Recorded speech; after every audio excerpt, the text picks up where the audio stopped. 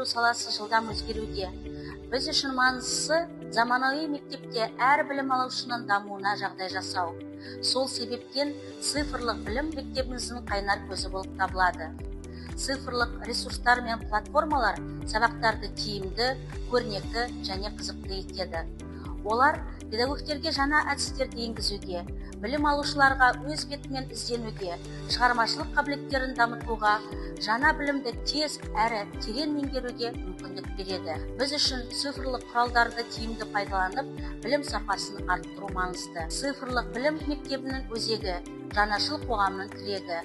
Заманауи технологияларды меңгерген, ойлау мәдениеті жоғары, шығармашыл тұлғаны қалыптастыру бүгінгі білім беру жүйесінің басты мақсаты.